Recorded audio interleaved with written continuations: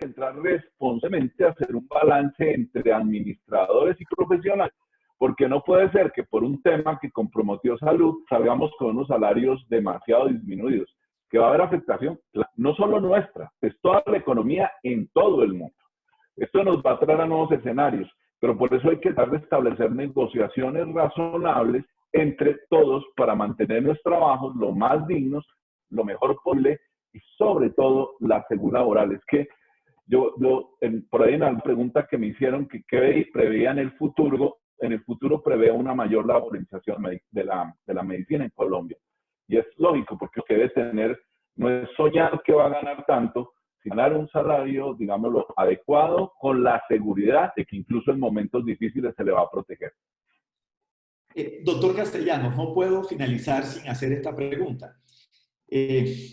Ha sido muy difícil la limitación por edad de los cirujanos. Bueno, te me hizo la pregunta que en el hospital la estamos acabando de responder. ¿Qué determinación tomamos? Nosotros tenemos profesores de más de 65 años que ofrecen espectacularmente. Voy a nombrar a alguien con nombre propio, ustedes lo conocen, que es doctor Rusia, ayudando en cirugía. Fue profesor mío, que es el doctor Álvarez, en pregrado. Pero verlo o oír cómo me dicen que ayuda en algunos casos, dice uno, carajo, ¿cómo le prohíbe a uno este doctor entrar? Entonces nosotros lo que hicimos es que estamos creando un sistema de evaluación de talento de geriatría tan bueno, el que tiene el doctor Cano, y tenemos intelectus, sería algo no aplicar eso de para adentro. Entonces, de una serie de habilidades visomanuales, de motricidad fina y de conocimiento que nos permitan que no es la edad, sino la evaluación objetiva o lo más objetiva posible de esas actividades. Incluso procuramos que el profesor que ya deja de operar, porque yo hasta aquí llego y no opero más, o que definitivamente no pase, siga aportando, en nuestro caso como hospital universitario, y desde la facultad lo protegemos, pero en el hospital tenemos un plan en que mantenemos todo el apoyo de los cirujanos pensionados hasta años avanzados, porque ese conocimiento de las juntas quirúrgicas y ese conocimiento de revistas es invaluable. El solo hecho, en estos días, por una experiencia personal, nos íbamos hablando de que si hace unos años le vean a un hombre después de una cirugía de retroperitoneo, a preguntar dónde le pegaron las puñaladas. Ahora uno le mira la cicatriz, es que hicieron una cirugía de retroperitoneo.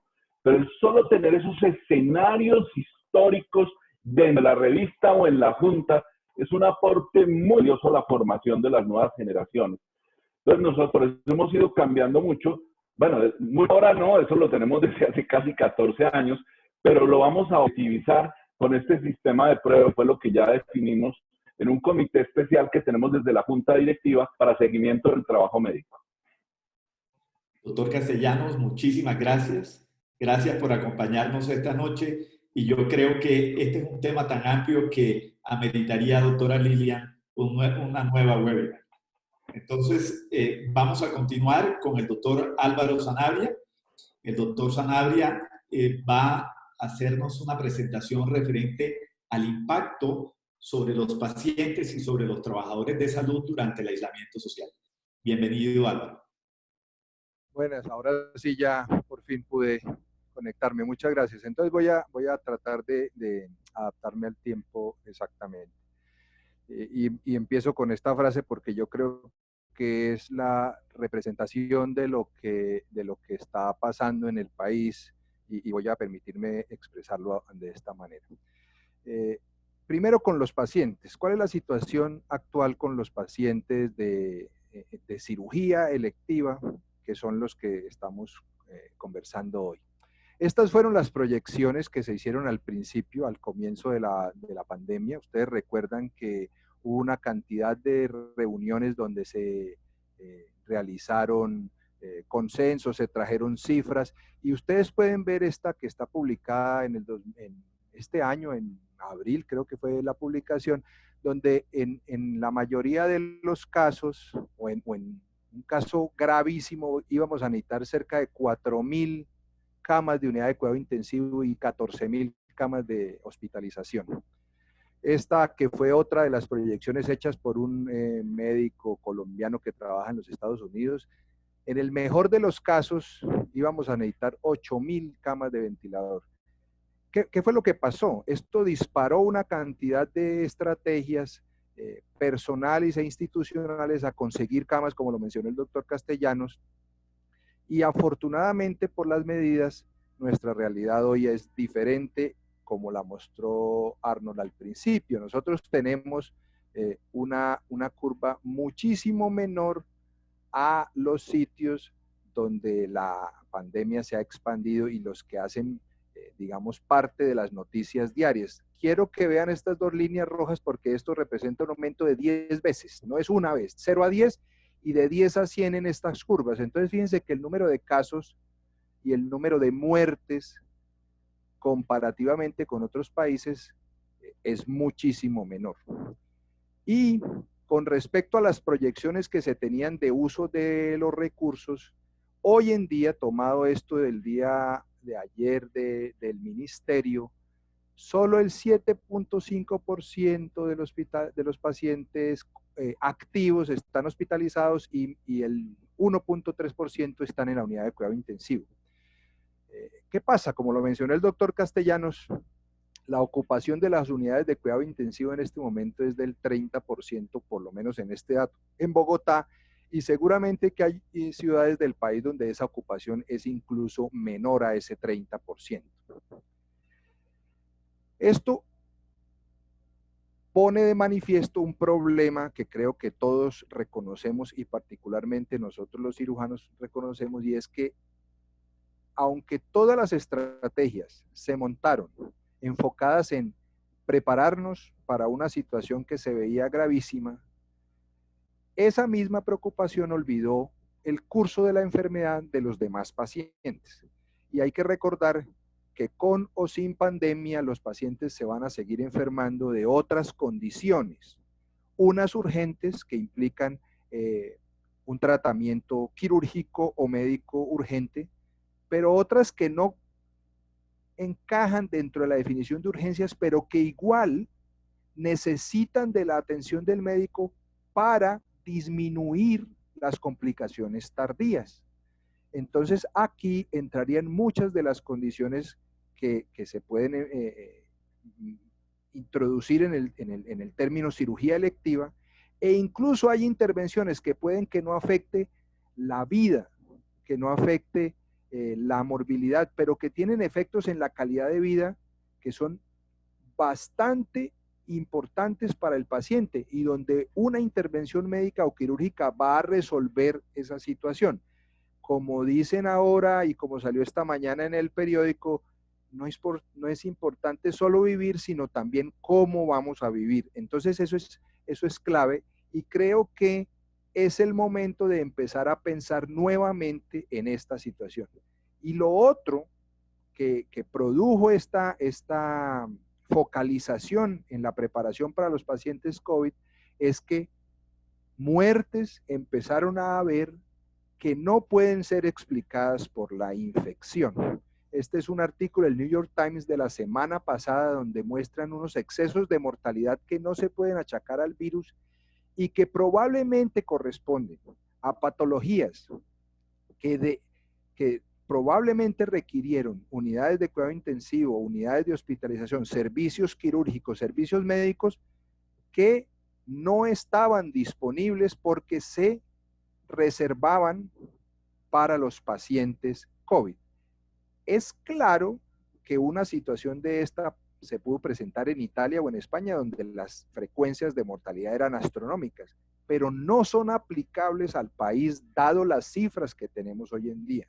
Entonces, también hay que pensar que la focalización de los servicios y de las atenciones únicamente en el paciente COVID está teniendo una carga en otro tipo de pacientes que implica enfermedad y muerte. Ya creo que en otros escenarios se ha discutido que los pacientes no van a ser atendidos, unos en parte por la distribución del sistema por las políticas que se tomaron, y entre esos se mencionan los pacientes que van a trasplante, que tienen retrasado su trasplante, todos los potenciales donantes que no se pueden, no se pudieron y no se van a poder utilizar, los pacientes con cáncer que en la espera pueden progresar en su estadio, y los pacientes de cirugía cardiovascular y vascular periférica, donde probablemente la vida en algunos casos no esté en riesgo, pero sí una extremidad, por ejemplo. Pero además empezamos a ver, y ya es claro, los pacientes urgentes, por razón del miedo y la ansiedad, no consultaban por su patología, se quedaban en la casa o no encontraban el acceso, y lo que está pasando es que cada vez vemos en los servicios de urgencias pacientes con patologías que se han ido complicando con estadios más severos de la enfermedad, productos de toda esta organización que se tomó para prevenir la epidemia. Entonces, la primera cosa en relación con los pacientes, y creo que todos los ponentes aquí comparten, es que la estrategia de atención debe ser dinámica, lo que dijo la doctora Lilian, de puertas que se abren y se cierran dependiendo del comportamiento. Y se debe ajustar a la realidad local. Nosotros ya no podemos seguir funcionando con los números españoles, ni italianos, ni americanos, ni brasileños. Tenemos que tomar nuestras medidas con nuestros números. Bajo ese criterio, yo sí creo que la cirugía electiva, bajo criterios de seguridad estrictos, como se propone, no solamente es una necesidad, sino que es una obligación ética, y tenemos que empezar a prepararnos, como lo dijo el doctor Castellanos, para la segunda ola, que son todos esos pacientes que durante 2 meses y medio y casi 3 meses han estado a la espera de su atención y no la han podido recibir. Y eso implica que la enfermedad ha ido avanzando, probablemente nos enfrentemos a pacientes mucho más enfermos. El otro lado del panorama, el otro actor del panorama es el personal de salud, entre los cuales nos incluimos los médicos, pero además todos los paramédicos, la gente que trabaja alrededor del sistema.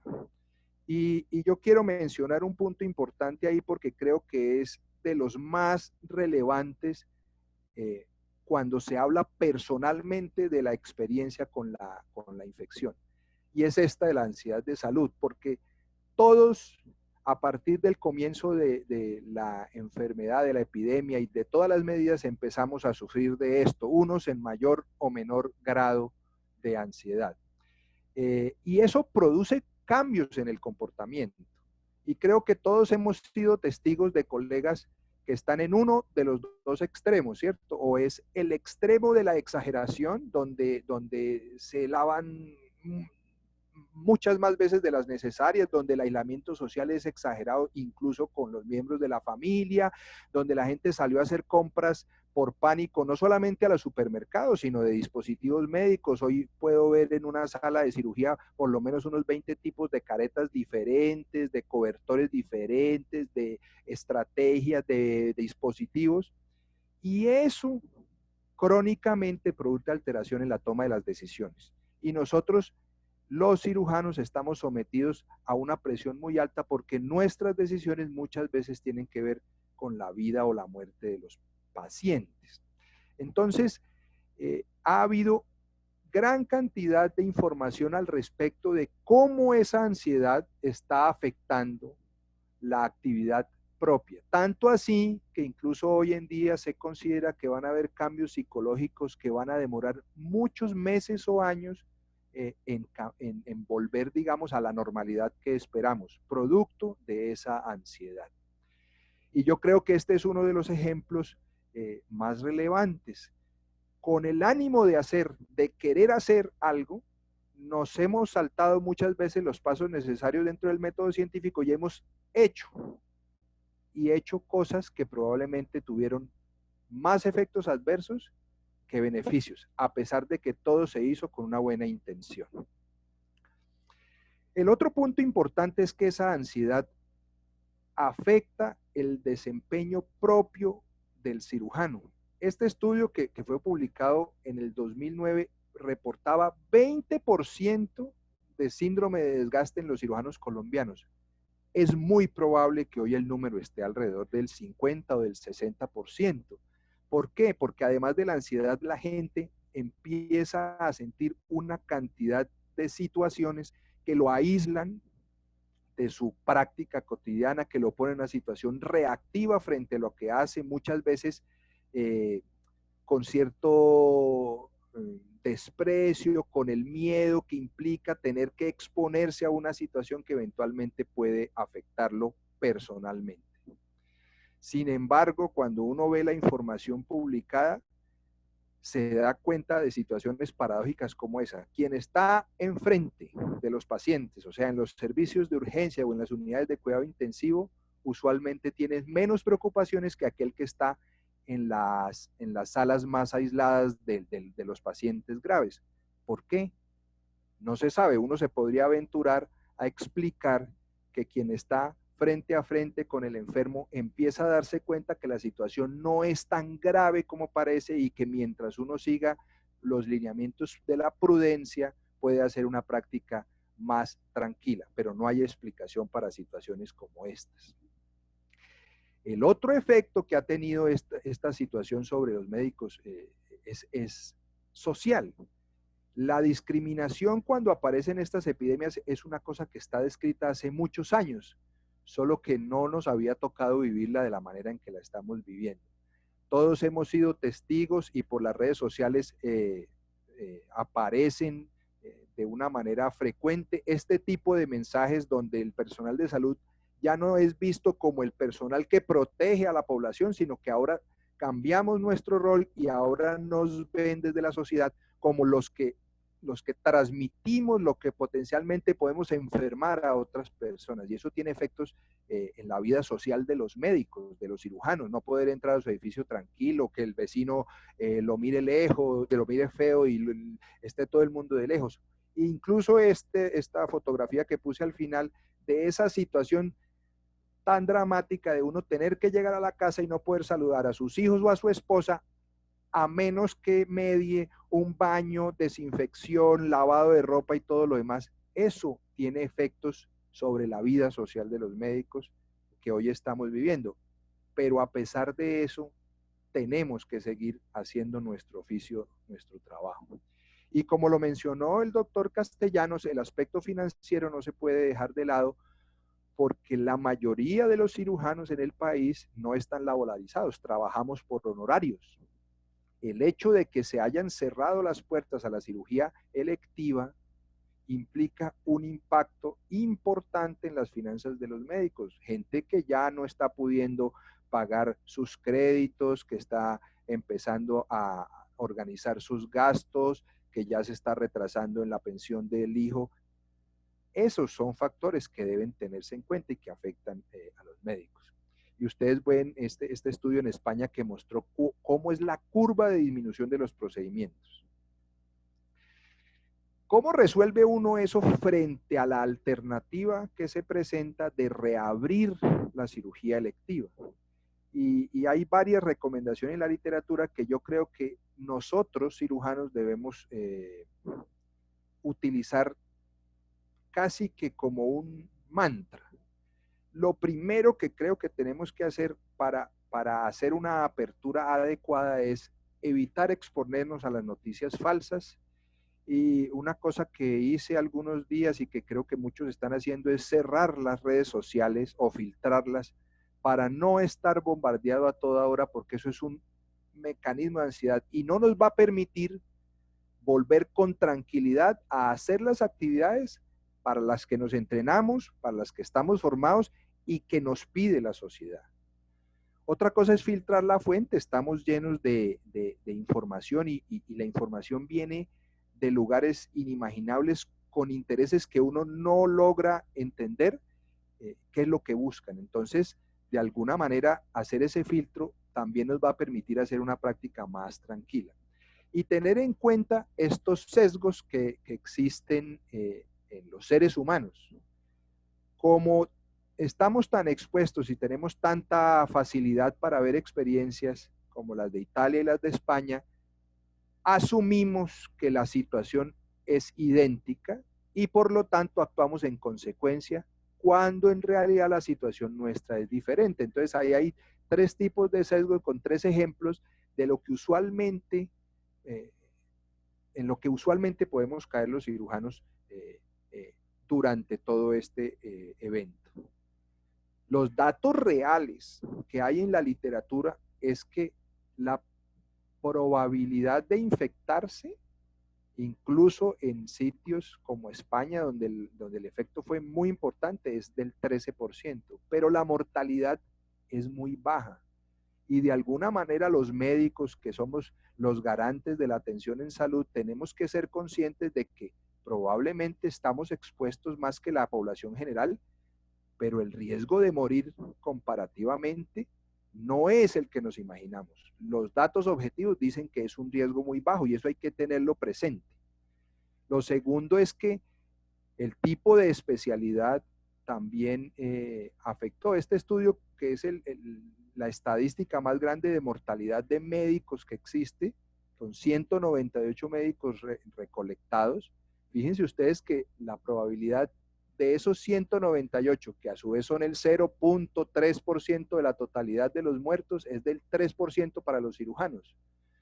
Para los oftalmólogos, 3%. Fíjense que quienes más mortalidad han tenido son los médicos que están en los servicios de urgencia enfrentando el paciente que llega de primera vez. Esto también es importante porque si uno no conoce el dato, probablemente piensa que el riesgo de morirse del cirujano general es mucho más alto.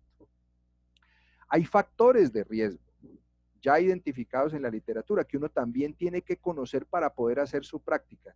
Y quiero que se fijen mucho en esto. Uso inadecuado de los elementos de protección personal aumenta el riesgo.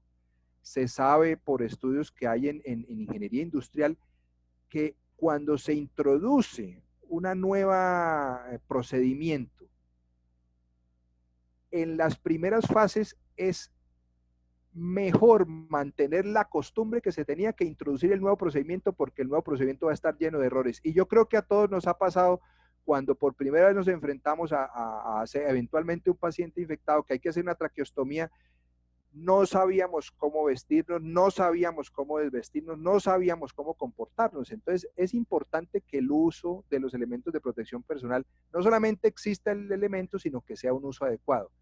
Pero también quiero que miren aquí en la columna de roles relacionados, por lo menos en ese estudio, estas cosas no demostraron aumentar el riesgo de contagio en el personal de salud. Y los números de pacientes en los servicios de cirugía, esto es un dato español. Fíjense ustedes cómo crecía la curva en Madrid de contagiados y miren los números en los servicios de cirugía. ¿Por qué razón? Probablemente porque se establecieron unas pautas y unas conductas como las que propone la guía para hacer un adecuado filtro de los pacientes que entran a los servicios de cirugía. También es importante empezar a ver ejemplos de otras instituciones, de otras personas, de otros equipos de trabajo y empezar a ganar confianza en sentir que es posible hacer cirugía electiva bajo criterios de seguridad sin aumentar el riesgo para los pacientes ni aumentar el riesgo propio. Como esta es una conferencia donde uno da recomendaciones, creo que la mejor recomendación que se puede dar es el ejemplo del centro donde yo paso la mayor parte de mi actividad quirúrgica. Durante este periodo, hasta el día de ayer, hicimos 153 consultas presenciales, previa aplicación de todos los requisitos que exige el ministerio y los que introduce la guía. Hicimos 294 consultas virtuales.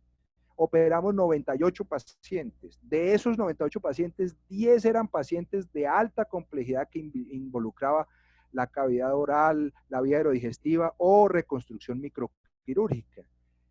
Y no hemos tenido hasta el momento ningún caso positivo ni ningún contagio en los pacientes operados. Solo que hemos sido supremamente juiciosos en aplicar los criterios recomendados. Y creo que debe ser el mensaje al final. Para garantizar la seguridad de los pacientes y la seguridad del personal de salud, debemos volver a la cirugía electiva, pero mantener unos criterios de seguridad estándar, prudentes, juiciosos, sin dejar de hacer el oficio que tenemos que hacer. Finalmente, quiero que vean esto. Mucha es la información que hay, pero de esa información es muy incierta la mayoría. Entonces, antes de asumir como cierto todo lo que nos llega, creo que debemos mantener una posición crítica frente a la información, asesorarnos de gente con formación, con conocimiento de causa y mirarnos hacia el interior, mirarnos como país. Muchas gracias. Muchísimas gracias por tu presentación. Magnífica, como siempre. Vamos a dejar las preguntas para después de la presentación del doctor Álvarez. El doctor Álvarez es médico infectólogo, trabaja con Clínica Colsanitas y es médico profesor de la Universidad Nacional en su área. Doctor Álvarez, bienvenido. Muy buenas noches, doctor Barrios, y a todos los panelistas y colegas y conocidos, el doctor Castellanos, Álvaro, los dos Álvaros, y obviamente Lilian, creo que este no se me olvida ninguno. Bueno, pues me colocaron una tarea interesante y que me gusta ese reto, y es hablar de las pruebas diagnósticas en la era del COVID y cómo pues, estamos diagnosticando en este momento el COVID y qué es lo que hay realmente. Y es interesante porque hay muchísima información como han venido también comentando en otros tópicos, y en este caso la información sobre las pruebas diagnósticas, si me permiten, en los próximos 10 a 15 minutos voy a permitirme tratar de simplificar esas pruebas diagnósticas, pero para eso quitar algunos de los mitos y las realidades que están acerca de ello. Voy a permitirme empezar a contar. Me excusan los que para algunos puede ser bastante elemental lo que voy a comentarles, pero para otros de pronto puede ser interesante el nivel que voy a contar. Básicamente, recordar que una vez ingresa el virus, este ingreso del virus va a tener una entrada que va a llevar a que busque su célula hospedera, y en este caso su célula hospedera, pues básicamente podría ubicarse en las células olfatorias, las células del tracto respiratorio, tanto en el tracto como realmente el parenquima pulmonar. ¿Y qué es lo que va a hacer allá? Pues va a hacer entrar, y no va a entrar aquí en detalle de los receptores de AC2 y los TMPRSS2 y el SMPRS4, que van a permitir la entrada al virus, pero una vez ingresa ese material del viral, en este caso un ARN, va a desnudarse, y ese desnudamiento del ARN viral va a permitir que sea transcrito como RNA mensajero en los ribosomas y utilice el resto de la maquinaria celular, incluyendo los retículos endoplásmicos y el aparato de Golgi, para hacer más partículas virales que van a salir y se van a liberar. Y esto ocurre una vez ingresa, más o menos entre 4 o 5 días después de ese ingreso. Es decir, la presencia de partículas virales o material genético suelto va a ocurrir 4 o 5 días después y va a permitir o mantenerse durante toda la presencia de síntomas. Es decir, casi va de la mano la presencia de síntomas en la mayoría de los pacientes con presencia de material genético del virus. ¿Y qué es lo que hacen las pruebas moleculares? Las pruebas moleculares no es otra cosa que a partir de esa liberación de la partícula viral completa o de partículas virales sin tener la capacidad infectante, van a ser tomadas en la muestra en el moco, y en ese moco pues van a ser llevadas a los laboratorios. Lo que hacen los laboratorios es hacer dos procesos. Primero, un proceso de extracción en el cual van a obtener ese material genético, y a partir de ese material genético lo van a amplificar por medio de reacciones en cadena polimerasa en tiempo real, que no hace otra cosa que esa hebra llevarla a cientos, miles o millones de hebras, que son las que van a permitir por otro equipo detectar si hay o no hay presencia del virus. Desafortunadamente, estas técnicas tienen una sensibilidad del 40 al 80%, dependiendo de la técnica que se esté utilizando y también del momento en que se haga. Recuerden que no es lo mismo hacerlo al comienzo, en la mitad de los síntomas, o una vez está en el periodo de convalecencia. Esto lo muestra claramente esta diapositiva publicada por Annals Internal Medicine, en el cual muestra cuál es la posibilidad de encontrar falsos negativos en pacientes obviamente que están positivos con medio de PCR. Miren ustedes que antes del quinto día, o en los primeros 2 o 3 días, la posibilidad de encontrar falsos negativos es del 100%, es decir, no se puede detectar que está infectado. Y empieza a bajar esa posibilidad, llegando casi a un 50% de sensibilidad, y luego baja un poquito más, es decir, pareciera que en el prodromo del viral es donde más tiene sensibilidad, luego cae un poco más, mejora un poco más, mejora con los síntomas, y a medida que el paciente se va recuperando, va nuevamente subiendo la posibilidad de que no se detecte. Fíjense que aquí hay que leer al revés, porque son falsos negativos. Es decir, el momento mejor para la PCR es este momento, que son más o menos los 7 a 10 días de la exposición. Es decir, súmenle o quítenle 5 días, que son los momentos de que el paciente consulta con síntomas, porque normalmente el periodo de incubación del virus es entre 5 a 7 días. Con otro problema adicional que tiene la PCR, y es que ya vimos que la sensibilidad pues, puede ser idealmente hasta el 75%, variando del 55 al 95%, esto en pacientes sintomáticos, y una especificidad que sí es muy buena, básicamente cerca del 100%. Pero cuando uno aplica pruebas moleculares de tipo PCR a población general, es decir, a personas que no tienen síntomas, probablemente vean ustedes la posibilidad de encontrar gente que tenga, que esté positiva al azar, pues depende de la prevalencia de donde está circulando o donde esté la población. Si tenemos una población con una prevalencia del 1%, si le hacemos a 1000 personas, vamos a encontrar 8. Si la probabilidad sube al 10% y le hacemos a 1000 personas, vamos a encontrar 75 positivos. ¿Qué es lo que quiero decir con esto? Que cuando empezamos a utilizar las pruebas moleculares a toda la población con una prevalencia baja, la posibilidad es muy baja de encontrar un caso positivo. Con un problema adicional que les voy a mostrar más adelante, asociado también a las pruebas moleculares.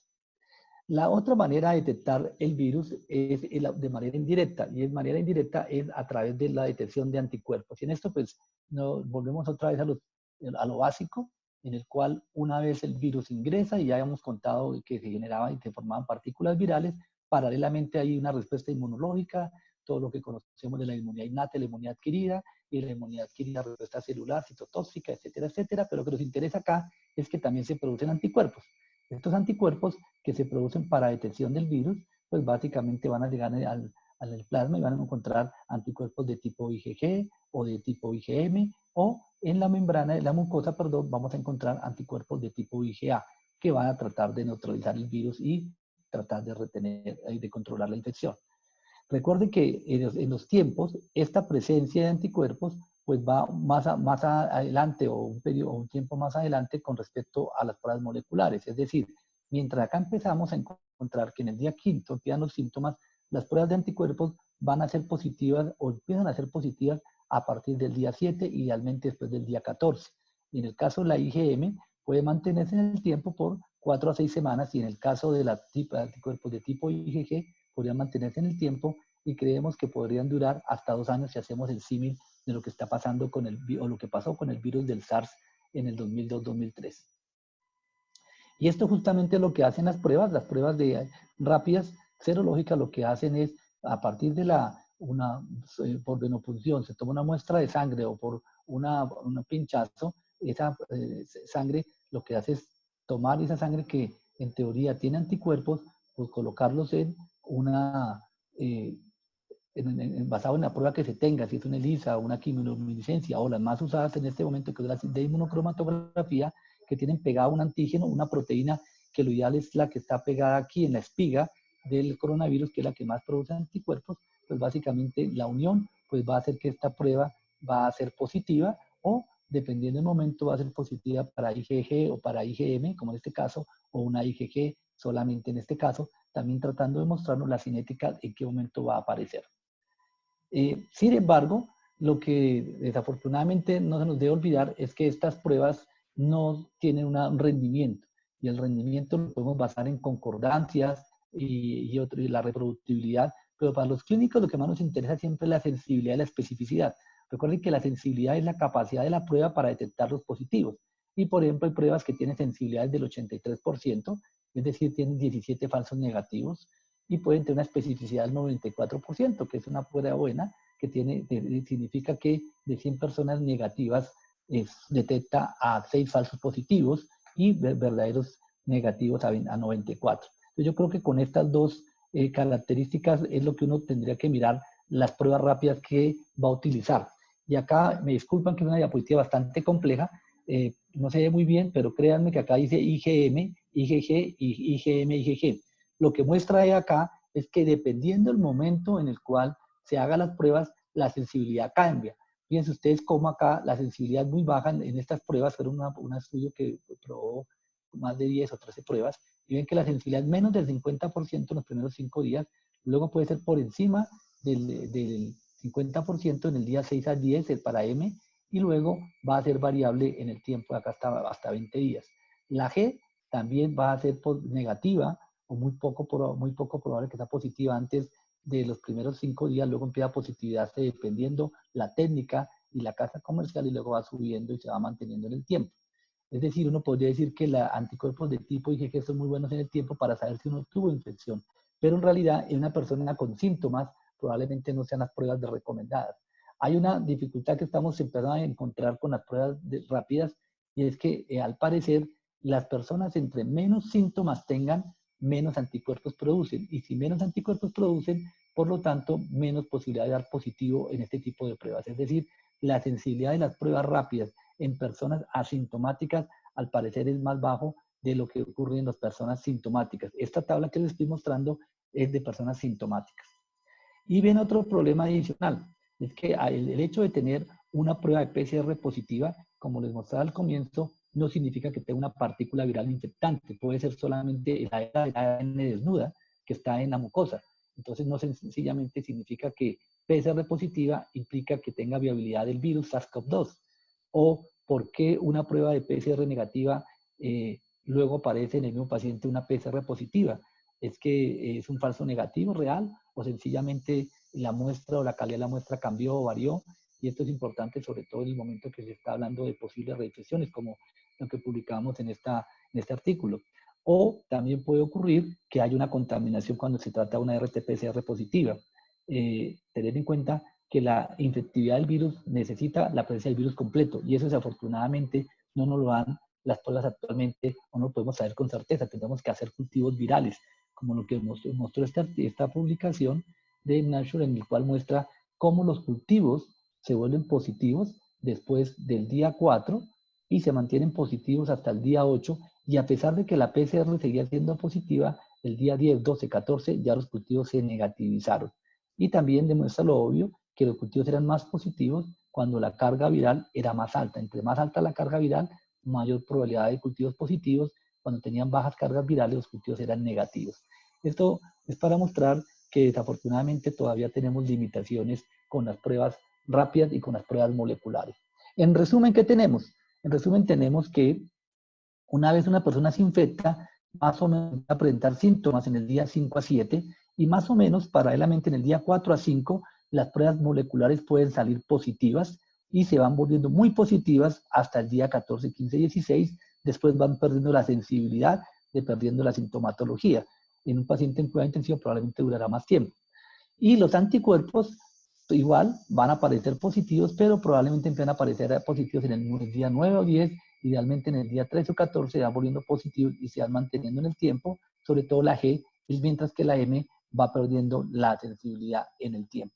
Acá hay otros gráficos que no hago énfasis, pero es importante porque dependiendo de esto es lo que vienen a aparecer los algoritmos. Me excusan un poco que los algoritmos pueden no verse tan bien, pero solamente lo que quiero mostrar rápidamente es que los algoritmos muestran que la PCR es una prueba muy útil en personas con síntomas, y dependiendo de esto pues hacemos todos los algoritmos de manejo, pero es importante en el paciente que llega a urgencias y está sintomático. Aquí vemos también el paciente ambulatorio domiciliario.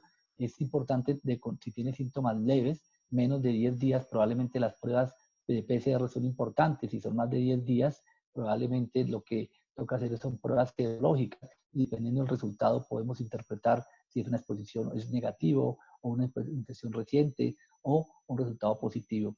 Y igual para el trabajador de la salud con contacto estrecho, y para tamizaje, que también podría ser lo que se asimilaría a un paciente quirúrgico, en el cual, dependiendo de las características, uno podría encontrar si el paciente puede ser llevado o no a cirugía. Pero tengan en cuenta que en este caso las pruebas diagnósticas, como siempre, ayudan al diagnóstico, ayudan a mirar o confirmar o descartar, pero probablemente una buena historia clínica, sumando las preguntas claves de saber si una persona sí realmente tiene síntomas o su núcleo cercano tiene síntomas, es lo que probablemente puede ser más útil que hacer pruebas de rutina de este tipo moleculares, en el cual desafortunadamente y afortunadamente digo, porque con una prevalencia tan baja que todavía tenemos, probablemente el utilizar las pruebas de rutina probablemente no nos va a llevar a un buen desenlace o nos va a cambiar la conducta en el momento de llevar un paciente a cirugía.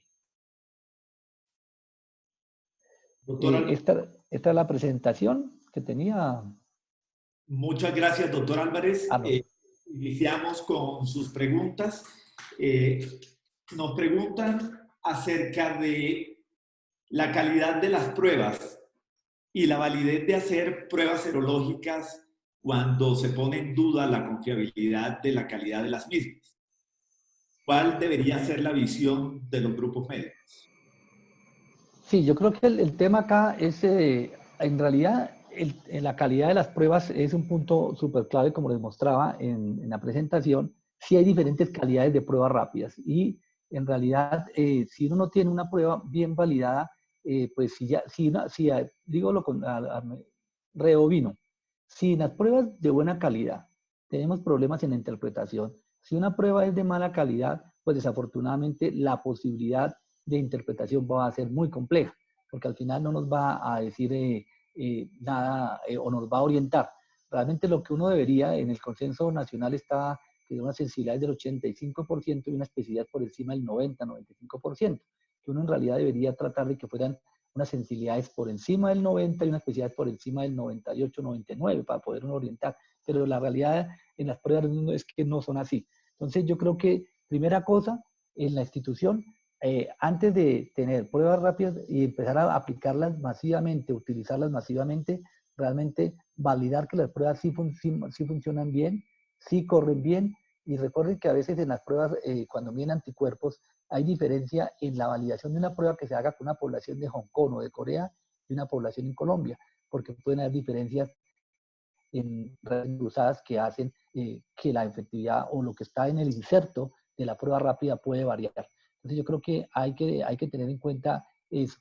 Si al final uno va a utilizar una prueba rápida, tener en cuenta que la mayor orientación de la prueba rápida es que básicamente le podría uno decir si el paciente ha tenido la infección, en el caso que tenga IgG positiva. Ya podría decir, este paciente ya la tuvo. Pero como les decía, tampoco se ha respondido actualmente si uno podría hablar de que un paciente pueda reinfectarse. Es decir, casi que para el grupo quirúrgico en salas de cirugía, tener una prueba le va a decir que igual tiene que tener las medidas de precaución adecuadas. Doctor Álvarez, en cuanto a las pruebas para los profesionales, ¿cuándo deberían hacerse estas pruebas y cuándo deberían repetirse las pruebas para el personal de salud? Sí, yo creo que el tema en el personal de la salud, y ya lo colocábamos en el mismo consenso, los lineamientos del ministerio están establecidos algunas frecuencias determinadas para hacer tamizaje y seguimiento. Entonces, en realidad, básicamente va a depender de lo que uno tenga a la mano y además la periodicidad va a depender de la biología del virus. Es decir, si estamos diciendo, y estamos hablando de dos escenarios importantes. Uno es el escenario del profesional de la salud que tenga síntomas o que haya tenido contacto estrecho con un paciente COVID positivo. En ese escenario se sale la discusión y en ese caso lo que hay que hacer es una prueba de PCR una vez que tenga síntomas, y en el caso del contacto estrecho hay que hacerse la prueba a los 7 días después de haber tenido contacto con ese caso positivo. Y si me siguieron la charla, vean que no tiene sentido hacerlo al otro día o al tercer día, porque probablemente va a tener un falso negativo en el caso que se haya infectado. Entonces es bien importante tomar esos tiempos. Claro, la persona tiene que hacer un aislamiento físico desde que se conoce el contacto estrecho o el que tiene síntomas, pero en el caso del contacto estrecho tengan en cuenta el día 7. Hago énfasis porque he visto que en algunas instituciones no lo hacen de esa manera, o También es un punto importante. Cuando la persona tiene un contacto estrecho, le hacen la PCR el día 7 y la PCR sale negativa, no significa que no se haya infectado y por lo tanto no puede volver a trabajar todavía. Tienen que mantener, independiente del resultado de la PCR, hay que esperar los 14 días. Y es clave hacer esto, porque ya hemos detectado casos en los cuales sale la primera PCR negativa al 7º día y la persona vuelve a trabajar al día 8 y desafortunadamente está positiva y tiene la sensación de que no, que no está infectado y se han creado mini brotes en algunas instituciones en Colombia. Entonces creo que es punto importante. Ahora bien, la pregunta que usted me quería hacer énfasis, en el cirujano o en el profesional que no tiene síntomas, el asintomático y que no ha tenido contacto estrecho, ¿qué hacemos? ¿Cómo sabemos si la persona ha tenido o no ha tenido síntomas? Digamos que acá el punto importante es, si la persona no ha tenido síntomas, la clave es hacer, si va a hacer prueba serológica, hacer una prueba serológica, evaluar si ha tenido anticuerpos de tipo IgM o de tipo G. Si tiene anticuerpos de tipo IgM, debe hacerse una prueba molecular, una prueba de PCR, para evaluar si esa M es como está mostrando que tiene una infección aguda, o si trata de un falso positivo, que también puede ocurrir. Si salen negativos la PCR, hay que volver a repetir para descartar completamente a los 15 días de la primera muestra, es decir, se debe repetir a los 15 días. En el caso que las pruebas serológicas les salgan negativas, hay que repetirlas cada 15 días en aquellas personas que tengan alto contacto o alto riesgo de exposición al COVID.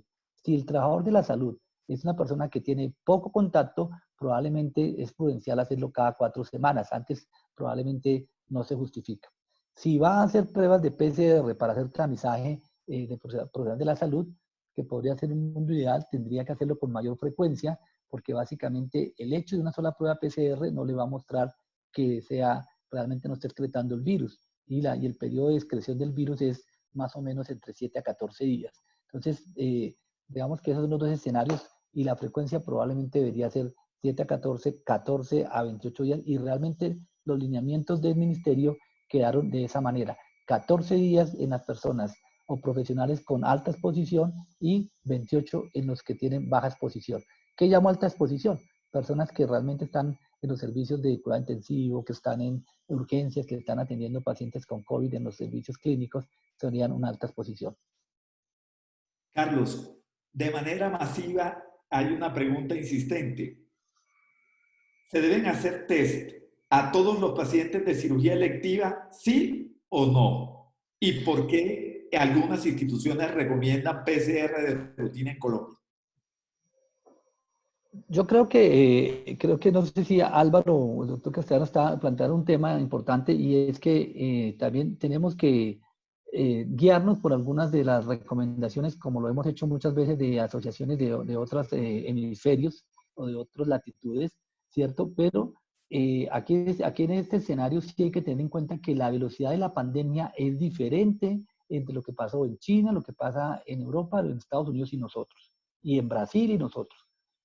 Un punto importante es en qué momento de la pandemia estamos y hacía énfasis en una de las diapositivas en la prevalencia. La prevalencia, doctor Valencia, solamente para que rime, lo estaba mostrando que no es lo mismo si está al 1 o al 10%, porque si estamos hablando de una prevalencia del 1%, y fíjense que incluso en España, el estudio serológico que salió esta semana muestra que la prevalencia en España de la población es del 5%, aunque hay algunas regiones del 10%. Lo que quiero decir es que algunas recomendaciones que se están haciendo fueron basadas en circulación del virus en una mayor prevalencia. Y en ese escenario es posible que tenga más utilidad hacer la PCR. Pero en este momento en Colombia, con la prevalencia actual, pues yo creo que ahí donde tenemos que nuestro consenso, nuestras recomendaciones, con los datos que tenemos, pues tenemos que ser diferentes, así como en algunas cosas tenemos que ser diferentes a las recomendaciones. Y uno ve las recomendaciones para Estados Unidos son para Estados Unidos, no son para Colombia. Puede uno tomar algunas cosas, pero no necesariamente significa que nosotros las tenemos que copiar. En resumen, doctor Arnold Barrios, la respuesta concreta es no, no creo que sean necesarios hacerlas, a pesar de que algunas asociaciones científicas las estén recomendando. Hay una pregunta que no puedo dejar de hacer y es en relación a las máscaras full face y su real utilidad. ¿Cuál es su visión desde el punto de vista de la infectología? Para los cirujanos, consideran que las gafas las pueden utilizar de manera cómoda, que no se empañan, sin embargo se restringen en algunos escenarios. ¿Cuál es su visión, doctor Álvarez? No lo entendí bien. ¿De cuáles máscaras? Las full face, las máscaras. Elastoméricas, Las todas las tomé. elastoméricas. Estas máscaras pues tienen indicación, es una indicación, desde el punto de vista de infectología o de prevención, son equivalentes a los N95, eh, pero en realidad tienen que tener en cuenta que cuando uno utiliza las máscaras elastoméricas, es una máscara que si las va a utilizar tiene que utilizarlas bien, es una máscara que tiene que tener un proceso de desinfección adecuado, que tienen que cumplir, que no se recomienda que esté uno llevando una máscara de una institución a otra institución, y que si una máscara no se hace el proceso de desinfección adecuado o la institución donde trabaja no lo tienen establecido, probablemente pueden tener un riesgo más alto. Entonces, digamos que la respuesta es sí, uno puede utilizarlas siempre y cuando usted utilice y tenga el protocolo adecuado. Doctor Álvarez, en relación a la inmunidad que confiere el virus, ¿cuál es la realidad en relación a la reinfección? Pregunta difícil, me ha hecho todas son difíciles, pero bueno, esta es difícil, pero bueno, tiene una connotación interesante, y es que estamos partiendo de un hecho en que no hay reinfección. Y eso es un supuesto en el cual uno diría que hay una velocidad de la pandemia y que podríamos esperar que haya un 60-70% de la población infectada para pasar la pospandemia, etcétera, etcétera. Eso se puede caer si hay reinfección, como usted lo plantea. Hay 3 o 4 artículos que han planteado la posibilidad de que hayan casos de reinfección. Sin embargo, cuando uno los analiza detalladamente, pues quedan con muchas dudas. Una, por lo que les planteaba, en que alguien habló de reinfección, porque después de que a un paciente le dieron salida en el hospital con una PCR negativa, a los 14 días después le encontraron una PCR positiva, por ejemplo. Entonces, ahí hay 2 puntos. La primera PCR negativa es un falso negativo, podría pasar. La segunda es un verdadero positivo o es una contaminación, porque también ha pasado eso, en que la persona vuelve a su núcleo familiar y tiene otro contacto con otras personas positivas y puede contaminarse, no infectarse, sino contaminarse. ¿Cuál es la diferencia desde el punto de vista de infectología? Contaminarse es que alguien me cae partículas virales otra vez a mi cuerpo, pero no entra y no me infecta, sino queda en mi saliva o está el virus en la superficie sin poder hacer enfermedad. Y este caso es posible porque las personas que se encontró nuevamente la PCR positiva estaban asintomáticas completamente. Entonces eso podría decir que no es una verdadera reinfección. Y en otros casos que hablaron de reinfección como a los 3 días de haberse dado la alta al hospital. Pero también podría plantearse que más que una reinfección es una recaída, porque probablemente nadie podría estar diciendo que esta persona realmente se volvió a infectar. Y a favor de la hipótesis de que no hay reinfección, hay otros 3 puntos que pueden darnos como una luz de esperanza. El primero es en que ya hicieron el modelo con macacos, en el cual infectaron a macacos con SARS-CoV-2 y luego de hacer, todos se enfermaron, y luego después de esa enfermedad esperaron que se recuperaran y los volvieron a desafiar otra vez con el virus y ninguno se reinfectó, ninguno volvió a presentar síntomas. Claro, eran solamente 4 macacos, pero digamos que todos generaron anticuerpos. La segunda punto a favor es que una de las estrategias que está muy de moda, porque además ha encontrado alguna utilidad, es el uso del plasma de personas convalecientes. ¿Y eso por qué? Porque el plasma tiene anticuerpos neutralizantes. Aquí hay un concepto importante técnico a tener en cuenta. El hecho de tener anticuerpos no significa que estos anticuerpos me protejan. ¿Por qué? Porque los anticuerpos, para protegerlo y ser una verdadera respuesta inmune, tienen que ser neutralizantes. Si no son neutralizantes, no son protectores. Los anticuerpos, y pongo el ejemplo del virus del VIH, uno puede tener anticuerpos de VIH porque tiene el ELISA positivo, por tanto. Y el tercer punto a favor es que las personas que se infectaron con SARS, haciéndole seguimiento a 2 años,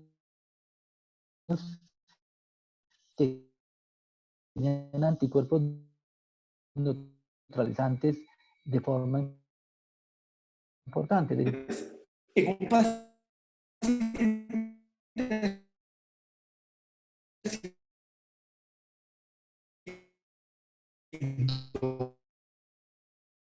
asintomático con una PCR asintomático, sin sin síntomas. síntomas y con PCR negativo. Para mí lo clave es si la persona, cómo estuvieron sus 14 días anteriores, independiente del resultado de la PCR. Si la persona está con un muy buen autocuidado, un buen aislamiento, no tuvo contacto con ninguna persona positiva, no tiene un contacto estrecho, haya roto la cuarentena, o yo llamo el autocuidado, y esa persona es PCR negativo, pues igual probablemente es negativa, ¿cierto? Pero los elementos de protección personal siempre tienen que conservarse igual. Yo creo que es punto clave tener en cuenta que en este momento, independiente del resultado de la PCR o si la persona está con una prueba serológica o PCR negativa o positiva, mi comportamiento de los elementos de protección y del equipo quirúrgico debe ser exactamente igual. Doctor Álvarez, en relación a los otros estudios de diagnóstico, específicamente uso de tomografía como preoperatorio, tomografía de tórax o radiografía de tórax, ¿cuál es la recomendación?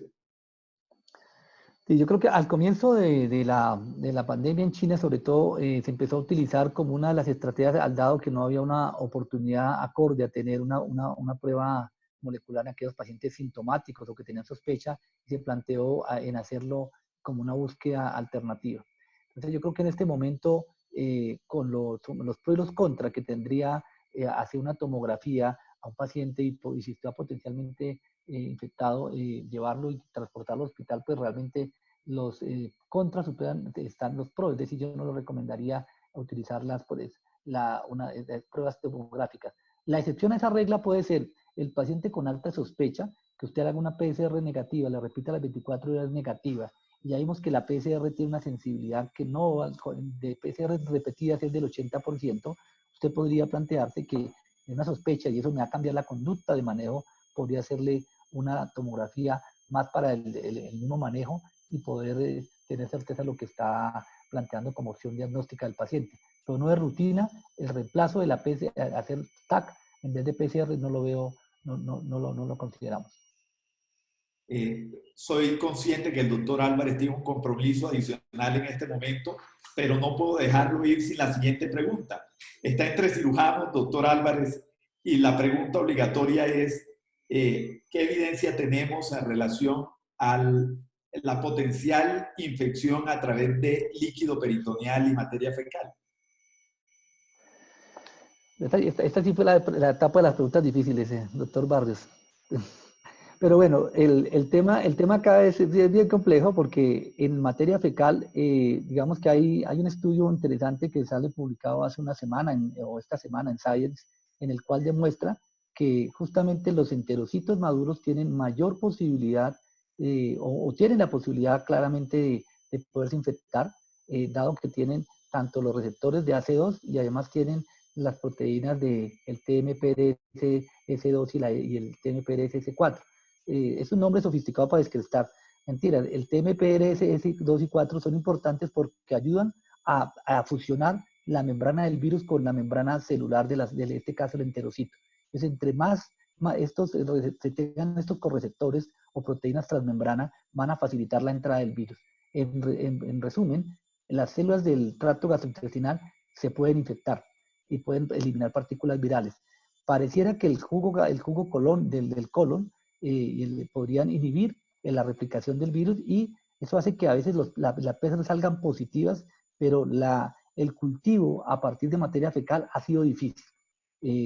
Realmente no ha sido fácil cultivar virus a partir de materia fecal. Eso diríamos que la posibilidad de que haya una transmisión, una infección por esta vía, pues es insuficiente, pero la presencia de infección de los enterocitos nos estará dando la explicación clara de por qué hay personas que sus síntomas predominantes incluso son síntomas gastrointestinales.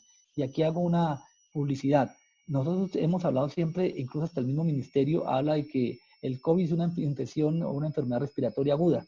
y la vigilancia epidemiológica habla de IRA, pero tengan en cuenta que hay un porcentaje de personas que no hacen síntomas respiratorios, sino sus síntomas son fiebre y diarrea, como una gastroenteritis. Y es importante porque algunos de los casos que hemos analizado que se han complicado, básicamente las primeras consultas de urgencias no se pensó que esto fuera asociado al COVID, sino a otros síntomas. La posibilidad del líquido peritoneal me corchó, no sé qué hay, si la puede, o que haya evidencia que en este momento pueda ocurrir a través del líquido peritoneal y que a partir de la partícula viral entre y que eso produzca infección. Pero recuerden que para poder infección se requiere que tenga contacto con células de la mucosa que tengan receptores AC2, es decir, receptores de la enzima convertida en angiotensina 2 y que tengan idealmente las proteínas de tipo serina que les acabo de comentar. Doctor Álvarez, ¿dónde se infecta el personal de salud más frecuentemente? ¿En la institución o en el supermercado? Yo creo que lo que estamos viendo, hay que tener en cuenta que nosotros podemos infectarnos en tres partes, o en la casa, o en la calle, o en la institución. Yo no diría que la lógica mostraría que en la institución más que en la calle. El punto acá que estamos viendo es que se están infectando en las instituciones, pero no en la atención de pacientes. Hay un informe de la Secretaría de Salud de Bogotá esta semana en que hace ese análisis y básicamente nos muestra cómo pareciera que nosotros somos muy obsesivos en la protección cuando estamos frente al paciente.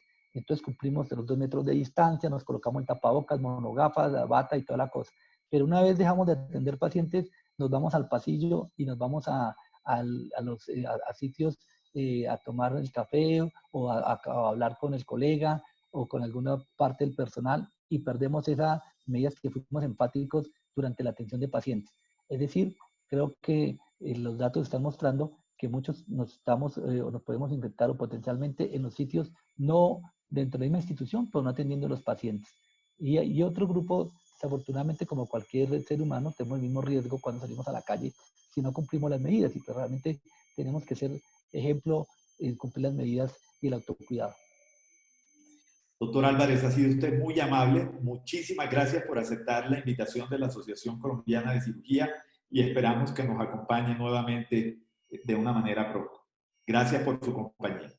No, a ustedes, muchas gracias y importante su última pregunta. Creo que esa última pregunta es súper clave, Arnold. Y aprovecho la cuña para hacer énfasis que no siempre tener más elementos de protección personal significa que estamos mejor protegidos y tengamos menos riesgo. A veces el hacer más, desafortunadamente, puede ser oneroso. Muchas gracias. Esta infección. Bueno, hasta luego. Hasta luego. Vamos a continuar con el doctor Álvaro Sanabria. El doctor Sanabria amablemente nos cedió el espacio y tenemos varias preguntas para él. Lo primero, ¿qué hacer con el grupo de residentes durante la pandemia? ¿Es su realidad? ¿Es ético que no nos acompañen? ¿Cuál debería ser la posición de los grupos médicos? Hombre, estás haciendo preguntas muy difíciles, ¿cierto? En realidad, al principio de esta situación, se discutió mucho, e incluso yo ya no tengo un cargo directivo en la Universidad de Antioquia, pero la universidad, por ejemplo, tomó la decisión de aislar los residentes como medida de protección. Creo que en un principio, dada la incertidumbre, dado que las funciones de algunos residentes no eran esenciales en la institución, estuvo adecuada, creo que la comparto. Pero como lo dije en la conferencia, la situación ha ido cambiando. Y creo que en la situación, en las condiciones actuales, los residentes deberían empezar a reincorporarse a sus actividades, básicamente garantizando que tengan los elementos de protección personal. Creo que es como el secreto, porque están en el mismo riesgo que el personal asistencial. Yo sí creería que deberían irse incorporando. Mi experiencia particular, que trabajo con los fellow, ellos no han parado. han seguido las actividades y en lo que hemos sido juiciosos es en usar todas las medidas de prevención recomendadas, elementos de protección personal, todo lo demás. Pero creo que ya es tiempo de ir reincorporando a los residentes porque eso va a tener un efecto que dentro de la universidad se ha discutido mucho y es sobre los programas, la prolongación de los programas, cuánto va a ser, cuándo deben volver, qué efecto va a tener eso sobre estas personas que están en un proceso de formación que implica gastos, no solamente de las matrículas, sino de supervivencia en otra ciudad, de traslados, etcétera. Yo creo que hay que ir pensando y siempre y cuando se mantengan los elementos, creo que podría irse abriendo progresivamente. Álvaro, y en la relación con los estudiantes de pregrado. Esa sí me parece muy complicada porque realmente creo que el riesgo de exposición es mayor que el beneficio para los estudiantes de pregrado.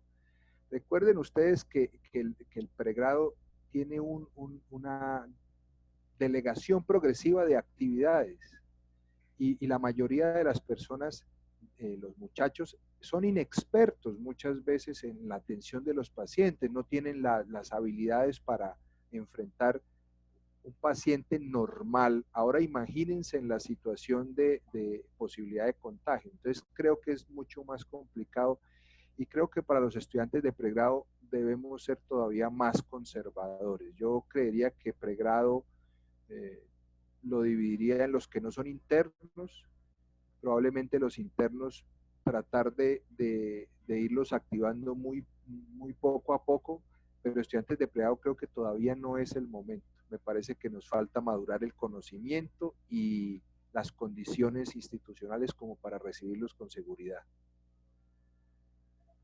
Es muy difícil abarcar a todas las áreas del estudio médico, pero ¿hay alguna consideración especial en relación a la instrumentación quirúrgica?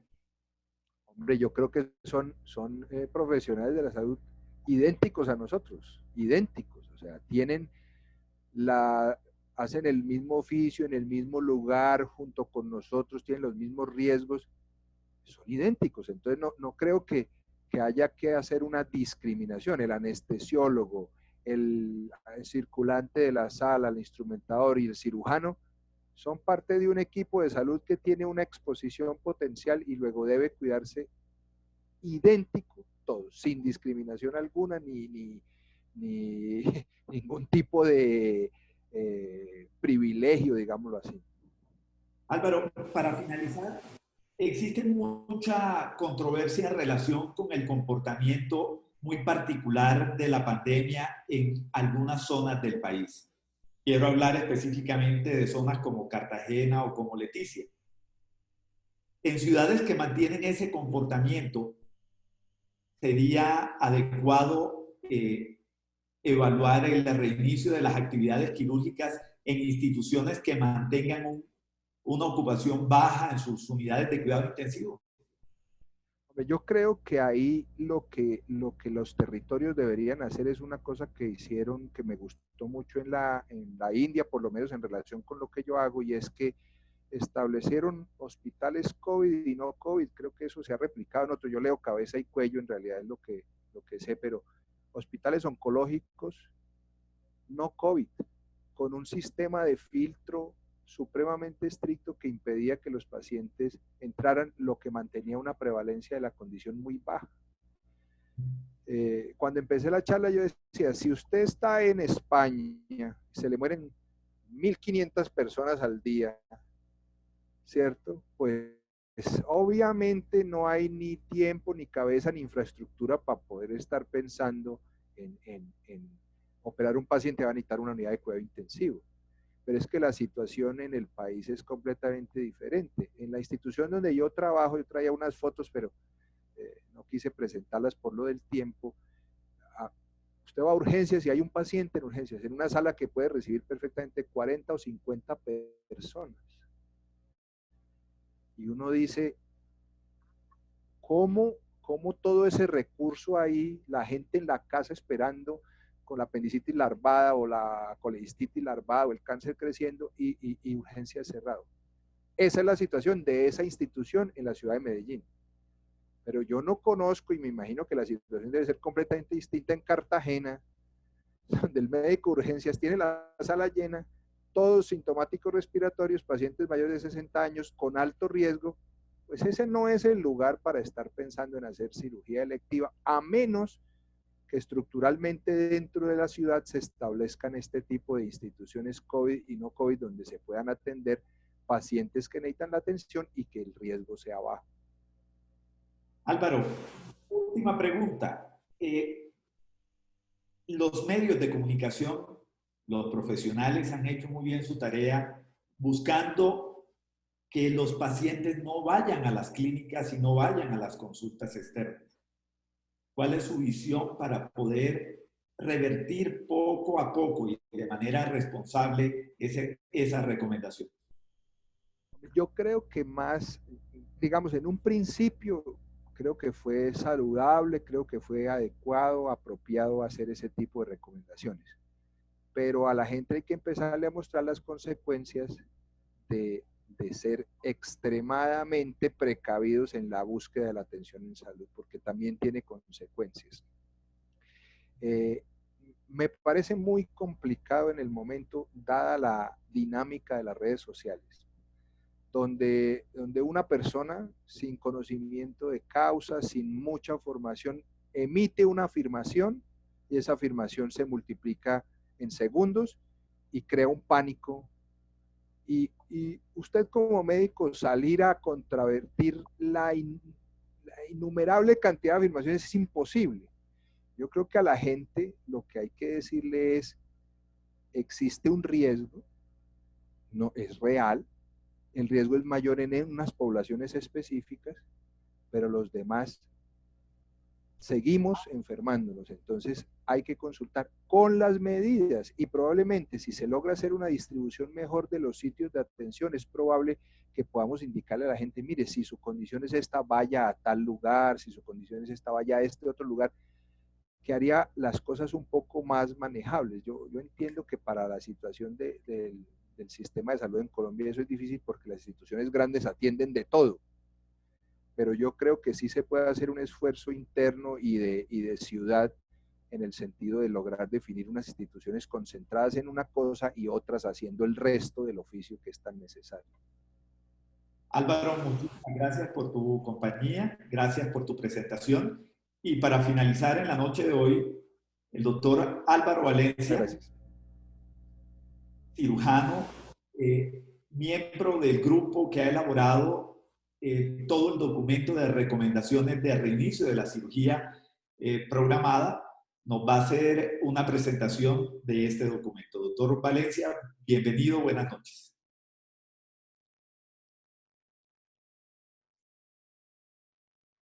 Buenas noches, muchas gracias. Voy a montar aquí mi presentación.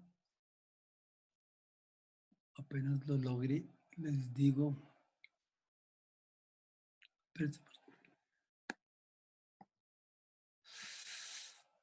Listo, creo que ya.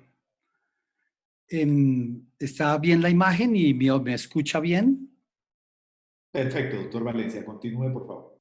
Muchas gracias. Mi tarea esta noche, que agradezco que me la hayan encomendado, agradezco primero la invitación de la Asociación Colombiana de Cirugía a participar en la elaboración del documento y a todo el grupo, en especial a Arnold Barrios, con quien trabajé hombro a hombro todo el tiempo en la elaboración de lo que hicimos. Mi intención es pasar por todo el documento, haciendo comentarios de lo que me parezca importante. El documento es extenso y hay cosas que no vale la pena decir mucho aquí porque lo pueden revisar ustedes en el documento perfectamente. Lo primero es esta imagen de un histórico de casos y fecha de inicio de síntomas, en el que lo que yo quiero resaltar es la forma ondulante que tiene y eso quiere decir que hay un comportamiento dinámico de la pandemia. Y lo que nosotros hagamos siempre tiene que ser en respuesta a la observación de estos resultados del día a día, semana a semana. Entonces, si nosotros reiniciamos la cirugía, que es el tema que nos da, y tenemos un pico y nos toca parar, pues entonces pararemos la cirugía porque el pico no nos dejó, pero no nos vamos a sentir culpables porque lo que hicimos la semana pasada, porque estábamos respondiendo a un momento diferente en la pandemia. Para esto empiezo con unas definiciones que están en el documento, y la primera es cirugía electiva, que es aquella en la que se dispone del tiempo necesario para evaluar cuidadosamente los riesgos y beneficios del procedimiento, permitiendo una programación planificada. En otras palabras, es más o menos que yo puedo, sin poner en peligro la evolución de mi paciente, aplazar temporalmente una operación mientras mejoro las condiciones del paciente o cambia alguna situación del momento. Eso es cirugía electiva. Los otros dos definiciones importantes son la ocupación de camas en UCI, que es la proporción de camas de cuidado intensivo ocupadas con respecto al total de camas existentes, independiente de si son ocupadas por pacientes con o sin COVID-19. Y la ocupación hospitalaria, que es lo mismo, pero en la cama de servicios generales. Los principios para reabrir la cirugía electiva. Entonces, nosotros lo que tenemos que saber es qué nos permitiría empezar a hacer cirugía electiva, volver a empezar. Entonces, lo primero que decimos es la disponibilidad de recursos, porque lo otro que se dijo es que si yo consumo los recursos en unas cirugías selectivas, los puedo quitar para los pacientes urgentes de COVID. Entonces, según el número de camas hospitalarias, según la disponibilidad de cama en la unidad contensivo, según el número de ventiladores, un recurso humano capacitado, unos elementos de protección personal. En la medida que yo tenga estos recursos, yo tengo la posibilidad de empezar a pensar que yo puedo reabrir mi cirugía electiva. Luego sigue la preparación institucional. Entonces, la institución en la que yo estoy trabajando debe tener unas rutas claras, unos protocolos de manejo perioperatorio específicos para pacientes sospechosos o confirmados y para pacientes sin COVID-19, incluidos los protocolos para el manejo de la sala quirúrgica asignada a casos sospechosos o positivos. En la preparación institucional también debo tener la infraestructura hospitalaria en salas de cirugía, recuperación y UCI que permita la atención de estos pacientes en áreas diferenciales. Y tener áreas de hospitalización claramente diferenciadas para paciente COVID-19 y no COVID-19, con protocolos de manejo específico para cada una. El doctor Sanabria emitió un concepto muy bueno, y es qué bueno tener hospitales libres de COVID, porque en esos hospitales yo puedo tener cirugía electiva con más tranquilidad, con más seguridad. Entonces, la institución donde estemos puede estar en una de estas 4 fases. Este es un cuadro que está en el documento, que ustedes lo encontrarán. Lo único que yo le agregué fue los colores para dar una imagen un poquitico más clara. Entonces, según el porcentaje de ocupación de UCI, según el porcentaje de hospitalización de la cama de servicios generales, eso me determina una fase en que pueda estar, que es la fase 1 a 4. Yo lo puse aquí verde. Cuando estoy en verde me permite hacer prácticamente mi trabajo normal, como está aquí escrito. Cuando estoy en fase 2, que es una alerta leve con estas ocupaciones de camas, inclusive puedo operar los pacientes que puedan requerir unidad de cuidado intensivo. Cuando ya paso a alerta media, miren el porcentaje de ocupación de cama en UCI y el porcentaje de ocupación, y entonces yo tendría que hacer solo cirugías en pacientes que tengan un mínimo riesgo de unidad de cuidado intensivo, teniendo en cuenta los picos exclusivos no COVID, los pisos exclusivos no COVID disponibles en ese hospital. Mejor dicho, debo tener la ruta libre de COVID para poder operar pacientes selectivos. Y en alerta alta solo se hace cirugía prioritaria. Entonces, yo diría que uno todos los días debe llegar a su hospital y mirar en qué color está el semáforo para ver qué debo hacer. Y casi después de cada operación que yo voy haciendo, debo volver a mirar el semáforo. Porque si en ese tiempo quirúrgico, si operaron unos pacientes que ocuparon una cama de cuidado intensivo, probablemente cambie mi fase y yo debo estar alerta a esto para ir cambiando las posibilidades de lo que tengo que hacer. Entonces, nuestro documento después hace un énfasis en este artículo, que es cómo pudiéramos priorizar los pacientes para decidir cuáles sí pueden o cuáles no pueden, o cuáles es más prudente, más ético realmente operarlos, de acuerdo a los riesgos para el paciente, para el personal y los recursos que tenga en esto. Este grupo de la Universidad de Chicago que hizo este artículo que está apoyado por el Colegio Americano de Cirujanos, entonces lo que hace es plantear una escala que me permita clasificar los pacientes. En esa escala se valoran 21 variables diferentes y se le pone una calificación a cada variable de 1 a 5. Como son 21 variables, la mínima calificación es 21 y la máxima es 105. Entonces, hay unas variables que son dependientes del procedimiento que va a hacer, dependiendo de cuánto dura, cuánto va a durar hospitalizado, si necesita una unidad de cuidado intensivo, la pérdida sanguínea, el tamaño del grupo quirúrgico, la posibilidad de intubación y el sitio quirúrgico. Según eso se pone esta calificación.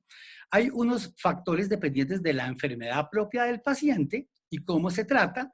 Entonces, dependiendo del tratamiento, la opción y la efectividad del tratamiento no operatorio, si no hay ninguna opción, pues obviamente es probablemente lo que toca es operarle. Si hay una opción no quirúrgica y es igualmente efectiva, probablemente acumula puntos para ser éticamente, ese paciente podría no operarse. Si la relación entre el tratamiento no operatorio y el riesgo de exposición al COVID, por ejemplo, si el tratamiento no operatorio de esta enfermedad lo obliga a ir muchas veces a un hospital donde tiene riesgo de contaminarse, entonces uno tendría que poner en una balanza bien cuál de las cosas es mejor para definir en esta situación ir más a cirugía o no. Y luego el impacto que tenga la enfermedad si yo retraso 2 semanas la operación en el resultado de la enfermedad o en la dificultad quirúrgica. Y lo mismo para las 6 semanas. Entonces aquí otra vez le analizo esas cifras y las sumo y hay unos factores del paciente. La edad, enfermedad pulmonar, enfermedad apnea del sueño obstructiva, enfermedad cardiovascular como hipertensión, insuficiencia cardíaca, enfermedad coronaria, diabetes, pacientes inmunocomprometidos, síntomas de enfermedad respiratoria y exposición al COVID. Entonces, lo mismo, yo califico todos estos pacientes y según el número que me salga, yo determinaré qué es más prudente hacer con cada paciente. Entonces, se podría establecer más o menos este tipo de cuadro, donde el paciente que esté cerca al número 21 de calificación, ok, para proceder con el paciente, y el paciente que está en 105 no debo proceder. Entonces, aquí se forma una zona gris, donde uno debe determinar en qué punto está de acuerdo a lo que más, a los demás elementos que uno tenga en su hospital, la situación con respecto a la pandemia para poder definir cuál es la situación del paciente. Los 3 puntos que ellos analizan cuidadosamente es un riesgo quirúrgico favorable, el riesgo para el personal y el uso de los recursos que se tienen en el hospital. Entonces, en nuestro documento apoyamos y recomendamos el uso de esta escala específica para poder determinar con más precisión qué pacientes debo operar o no. Luego viene, ¿qué principios tengo yo para reabrir la cirugía electiva? Entonces, lo primero es tener un consenso y un respaldo de las asociaciones científicas para una apertura ordenada de actividades acorde con el riesgo de cada procedimiento. Que esto es exactamente lo que estamos haciendo con este documento desde la Asociación Colombiana de Cirugía. La disponibilidad real y suficiente de recursos hospitalarios, incluyendo las camas de unidad de cuidado intensivo, las camas hospitalarias y los elementos de protección personal. Los anteriores que han hablado, el doctor Sanabria, el doctor Carlos Álvarez, hicieron énfasis en ambas cosas y apoyan exactamente la idea que yo les voy a seguir mostrando. Un recurso humano suficiente, capacitado, con evaluación, soporte psicológico definido por un protocolo institucional. Y tener una disponibilidad de pruebas diagnósticas suficientes para pacientes y personal de salud cuando se considere real completamente obligatorio su uso innecesario, que en parte dependería de la cifra de prevalencia, como los dijo el doctor Álvarez. Si cumplimos estos principios para reabrir cirugía y los elementos que dijimos antes, es probable que estemos preparados para empezar a operar cirugía electiva de estos pacientes. Luego seguiría enfrentarse, antes de hablar de estos elementos, voy a decir, sigo enfrentándome al paciente. Lo que luego sigue es, tengo el paciente que tiene una indicación quirúrgica que debo operar, y lo primero es que el paciente dé su visto bueno para ir a la cirugía. El paciente debe determinar su tranquilidad y su seguridad para proceder con la operación. El paciente prácticamente debe solicitar, yo estoy esperando esta operación, yo sí quiero la operación y yo entiendo la situación, usted me explicó y puedo seguir adelante. Y cuando yo enfrento al paciente, empiezo con el tamizaje clínico, con las preguntas que el doctor Álvarez nos dijo. Y después vendría la discusión, dependiendo del momento y de la disponibilidad, si las pruebas van a ayudar o no. Ahora sí entro en los elementos de protección personal y las acciones de protección personal. Entonces aquí tenemos los elementos de protección personal y aquí estoy en diferentes contextos donde se debe hacer y cuál es la recomendación de la asociación, para definir el uso de estos. Los elementos de protección personal, básicamente hay dos. Unos nos protegen de los aerosoles, otros nos protegen del contacto. Los aerosoles, la máscara quirúrgica, la N95, el visor, la monogafa. El lavado de manos, los guantes, la bata antifluido, el gorro y las polainas nos defienden del contacto. Y aquí está, PS es el personal de salud, paciente y su acompañante es PAC. Este es el equipo quirúrgico que incluye, como dijo el doctor Sanabria, todo el equipo quirúrgico, circulante, instrumentadora, todos. Anestesiólogo es AN. Entonces aquí vemos cómo en salas de cirugía se concentra el uso muy completo de los elementos de protección personal que debe empezarse a hacer y ojalá en todos los sitios donde se utilicen se hagan unos protocolos y unas guías y unos simulacros de cómo se usan, cómo se ponen, cómo se quitan. La experiencia de muchos colegas es que entran poniéndose una monogafa, un visor, rápidamente y entran a cirugía y les quedaron puestos incómodos y a la media hora están desesperados, vidrios empañados, dolor, etcétera, etcétera. Entonces, vale la pena que haya un proceso de aprendizaje al respecto. Esto que lo dijeron ya varias veces también, este gráfico se lo debo al doctor David Rincón, que es un médico anestesiólogo de la Clínica Colombia, y él lo preparó y dice, elementos de protección personal para todos igual. Ni más ni menos de lo necesario, y más no siempre es mejor, inclusive puede ser peor. Y esto es graficado, lo que el doctor Sanabria nos dijo, que hay un momento de una cantidad óptima de uso de elementos de protección personal y cuando uno empieza a aumentar, hay un riesgo paradójico que lo atribuyen a todos estos elementos. Son difíciles de quitar, se olvida lo esencial, como lo dijo el doctor Sanabria. Hay elementos reusables que también lo dijo, hay que lavar con mucho cuidado, por ejemplo, las caretas, como lo dijo el doctor Álvarez, la incomodidad que nos producen, más calor, más peso, difícil comunicación y difícil visión. Y podría uno terminar haciendo una cirugía muy incómoda y realmente muy difícil y probablemente haciendo más daño del beneficio que uno quería hacer en sus intenciones iniciales. Después el documento lo que tiene es una cantidad de recomendaciones institucionales locativas y son recomendaciones para cada nivel y cada sitio. Yo voy a pasar relativamente rápido por esto, porque esto es una lista muy, muy larga de elaborar protocolos, vigilar cosas. Entonces, las instituciones locativas, entonces hay unos protocolos, hay unas rutas de circulación de equipo instrumental y desechos, hay una ruta de ingreso y atención diferenciada de los pacientes sean COVID positivo o negativo, debe haber aislamiento físico en las áreas COVID positivo, unidades de cirugía ambulatoria son COVID negativo únicamente, determinar el recambio del aire del quirófano para determinar los movimientos en salas y el tiempo entre un paciente y otro. Debe haber instalaciones completas para el lavado de manos, producto de higiene de manos y hay que inhabilitar las salas de espera para que no haya conglomerados de personas que el aislamiento social lo evite. Luego debemos tener un comité multidisciplinario de quirófanos que tiene una cantidad de funciones. Modificar la distribución de las jornadas quirúrgicas. Estas cirugías ocupan mucho tiempo quirúrgico y cuando muchos pacientes soliciten sala, probablemente vamos a tener que tener un uso más prolongado de las salas de cirugía.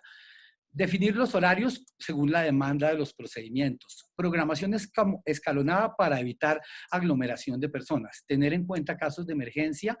Verificar la tamización al personal del área, protocolos de equipos y filtros de ventilación, ingreso al quirófano de elementos personales que debe estar prohibido en nuestras recomendaciones, entrar con celulares, con equipos de cómputo, con unidades, algo para oír música, disponibilidad del personal de apoyo fuera de sala para que no haya circulación entre la sala, disminuir la rotación de elementos en el quirófano.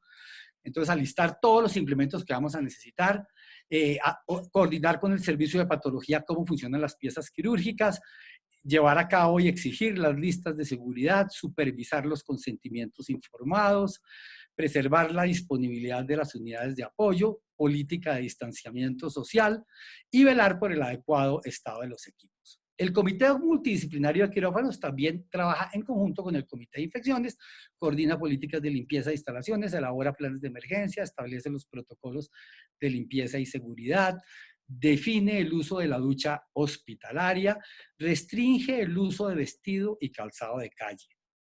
Como les dije, todo esto lo van a encontrar más explicado en el documento y los remito al documento a que lo revisen. También imponer el uso de gorros institucionales. Ya se comentó en el curso de este seminario que las instituciones deben impedir, prohibir, definir, decidir exactamente qué elementos sí pueden traerse de afuera o no. El doctor Álvarez nos dijo que el visor de pronto de un sitio a otro sin buena limpieza es peligroso. Y también se debe minimizar el uso de humos o aerosoles. El doctor Arnold Barrios le preguntó al doctor Álvarez sobre la presencia de aerosoles en los líquidos gastrointestinales, en el líquido peritoneal. No tenemos información conclusiva al respecto. Sin tener información conclusiva, lo que hacemos es tener mucho cuidado, usar elementos de protección personal y minimizar el humo y los aerosoles.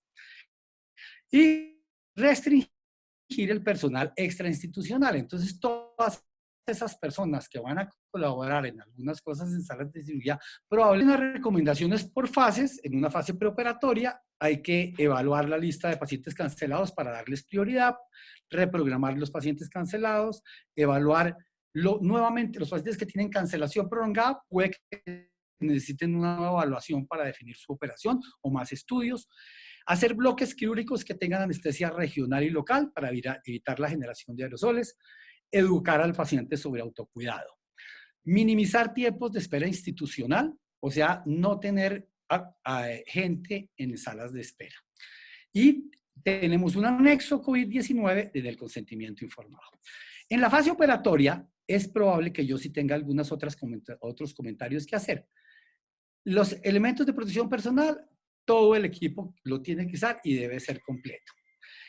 Esto es un dato importante, el cirujano elegirá el aborde y la energía. Han salido algunas informaciones sobre todo al principio del momento que estábamos empezando a vivir esta pandemia, que de pronto la cirugía laparoscópica era más peligrosa y tocaba operar los pacientes abiertos.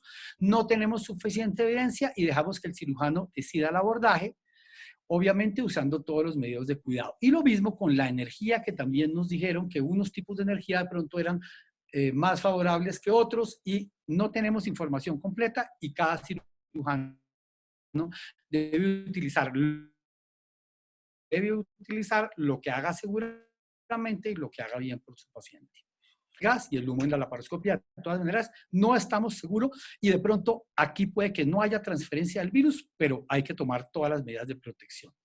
Usar presiones bajas en el neumoinsuflador para disminuir los riesgos de generar vapores y aerosoles. Y eso va de la mano con conversar con el anestesiólogo porque nos deben ayudar teniendo mejor relajación muscular. Preferir trócares desechables. Suponemos que los trócares desechables tienen una válvula más íntegra y entonces se generan menos vapores en estos pacientes. Hacer unas incisiones ajustadas al trócar, no hacerlas muy grandes, hacerlas del tamaño que es, tampoco tan chiquitas de que la piel se necrose alrededor del trócar. Manipulación cuidadosa del instrumental, creo que siempre lo hemos recomendado con COVID y sin COVID también. Sobre el residente de entrenamiento, la recomendación que tenemos aquí de la asociación es que el cirujano determinará, según el manual de funciones y el manual de delegaciones, decidir qué puede entregar en manos del residente un caso para que el residente lo maneje. El orden es extraer el neumoperitoneo usando, como dijimos, el filtro, y antes que sacar los trócares, y en el cierre de la piel usar pegantes o absorbibles para no tener que quitar puntos. En la fase posoperatoria, control postquirúrgico virtual, instructivos para aislamiento, seguimiento telefónico, y la atención domiciliaria puede volverse una cosa importante para disminuir los tiempos hospitalarios. Con respecto a las unidades de cirugía ambulatoria mayor, es deseable que los pacientes no tengan que permanecer hospitalizados. Son zonas no COVID, deben cumplir las recomendaciones, deben evaluar permanentemente los indicadores y deben garantizar un seguimiento postoperatorio. Las recomendaciones médico-legales es tener una excelente relación médico-paciente, explicarle al paciente muy bien las cosas de la manera más imparcial posible, tener una comunicación fluida con el paciente y la familia, apoyarse en juntas médicas, involucrar pacientes y familiares en todos los eventos médico-legales, apoyarse en comités de ética médica cada vez que sea necesario, hacer firmar el consentimiento informado del COVID-19. Y prevención, tener permanentemente prevención y reporte de accidentes con estos pacientes. Y adherencia a todas las recomendaciones estatales. La Asociación Colombiana de Cirugía recomienda que todas las recomendaciones del Estado sean seguidas en todo nuestro trabajo. Luego, la vigilancia del recurso humano, hay que asegurarle la seguridad a los trabajadores, hay que darle información periódica virtual, estratificar los riesgos, hay que hacer un protocolo específico en los casos sospechosos o claramente positivos, hay que mejorar, hay que cambiar los turnos para evitar la sobreexposición. Con respecto al estrés y la fatiga en los trabajadores sanos, trabajadores de la salud, hay que hacerle seguimiento con estrategias de búsqueda de situaciones emocionalmente perturbadoras, hay que tener políticas de salud mental de acuerdo con los riesgos laborales. Hay que promover el reconocimiento y el agradecimiento de los profesionales de la salud. Hay que flexibilizar los horarios en las personas que están afectadas, puede ser emocionalmente afectadas o que tengan parientes enfermos. Los escenarios de atención e información se recomienda telemedicina, consulta presencial cuando sea necesario y bajo todas las normas de seguridad, procedimientos diagnósticos y preterapéuticos, volver a atender a nuestros pacientes con las normas de seguridad. Y lo mismo con los ingresos hospitalarios de los pacientes, que tengan un camino, una ruta, y hacerlos de manera que el paciente también se sienta seguro. Y restringir las visitas. La consideración final que hace la Asociación Colombiana de Cirugía es la dinámica de la pandemia, el conocimiento de la enfermedad y la prestación de los servicios son variables. Y eso obliga a una permanente actualización de la información. Espero haberles hecho un resumen más o menos claro de lo que es el documento y pues estamos listos para conseguir preguntas y respuestas. Antes de eso quisiera solo que revisáramos rápidamente el consentimiento informado recomendado para el COVID. Estos son los datos de identificación del paciente y dice que el paciente en uso de sus facultades mentales y va a recibir un tratamiento específico. Ahí ponemos qué operación es. Aquí ponemos qué operación es. Y él manifiesta, el paciente manifiesta que en forma libre y voluntaria contesta este cuestionario. Que es informado de la necesidad de que sea veraz sus respuestas por ser de vital importancia para definir el plan. Entonces, la primera pregunta es, durante las 2 semanas, usted, alguien con quien convive o quien ha sostenido contacto estrecho ha presentado fiebre de 38 grados centígrados, ha presentado tos seca, dificultad respiratoria, haya estado en contacto con alguien que se esté sospechando infección por COVID-19 o haya sido diagnosticado, convive con alguien que haya sostenido un contrato estrecho con viajeros del exterior o convive con alguien que ha tenido un contacto estrecho con una persona que haya tenido los síntomas que hemos dicho. Entonces, aquí el paciente contesta sí o no a esto. Luego, usted pertenece a algún grupo de riesgo, mayor de 65 años, vive en un sitio especializado para personas de tercera edad, alteraciones del sistema inmune, enfermedad pulmonar crónica, hipertensión arterial, obesidad, azúcar, diabetes, Luego también dice, el profesional de la salud me ha explicado que además de los riesgos propios de la intervención, en consideración a la pandemia mundial derivada de SARS-CoV-2, actualmente todo procedimiento quirúrgico genera un riesgo de contagio de esta enfermedad. Independientemente de que la IPS implemente, como lo ha venido realizando, todos los protocolos de bioseguridad en el quirófano y diferentes áreas hospitalarias y la adecuada utilización de los elementos de protección por parte del personal, atendiendo los lineamientos que se han dispuesto. Tercero, que se le ha explicado la naturaleza de la enfermedad. Cuarto, que va a seguir de manera estricta todas las instrucciones que se le den. Y quinto, que y al final dice, dejo constancia con mi firma y se firma de esta manera. Creo que este documento es lo suficientemente bien interpretable si uno lo lee en conjunto con el paciente y el paciente puede proceder sin un miedo mayor al que debe tener en este proceso. Con esto ya termino. Muchas gracias. Doctor Valencia, muchísimas gracias. Son las 8:20 de la noche. Creo que ha sido una jornada bastante dura. Gracias a todos los panelistas. Gracias, doctora Lilian, por su compañía. Es importante que para todos los asistentes tengan en cuenta que muchas de las inquietudes que no vamos a alcanzar a contestar las vamos a tener disponibles en los documentos de la página de la Asociación Colombiana de Cirugía que se encuentran en la red. Gracias especialmente, doctor Castellano, por dedicarnos su tiempo, doctor Álvaro, doctora Lilian. Y no puedo despedirme sin nuevamente darle agradecimientos al grupo Amaré Innova Medical y invitarlos para la reunión del próximo jueves a las 6 de la tarde por esta misma vía. Espero que esto haya sido únicamente un punto que nos abra nuevas expectativas. Esta es la fase 1, no de la pandemia, sino de nuestra actividad en la Asociación Colombiana en este tema. Y doctora Lilian tiene la palabra. Bueno, muchas gracias. Tratamos, como siempre, de resolver la mayoría de inquietudes, pero les cuento que los documentos completos donde están en detalle todas estas respuestas los encuentran en nuestra página web y con gusto allí podrán pues tener una reflexión y un análisis más amplio, y asimismo en el Consenso Nacional de Infectología de ASIN y ETS, que sale esta semana también publicado, allí lo encontrarán. Con respecto a la escala MENS, vamos en 10 días a tener disponible un aplicativo en la página web para que también puedan calcularla de manera mucho más fácil los cirujanos en todos los sitios del país e incorporar esa herramienta en tanto sea posible a las fases de apertura que, como ustedes saben, pues dependen de las condiciones locales de la pandemia y de la situación epidemiológica de cada región y de cada sitio. Así que muchas gracias nuevamente por acompañarnos. Mil gracias a los conferencistas.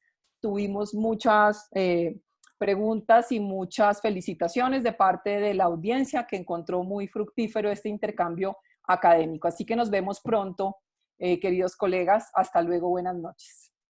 Gracias. Buenas noches. Muchas gracias. Buenas noches.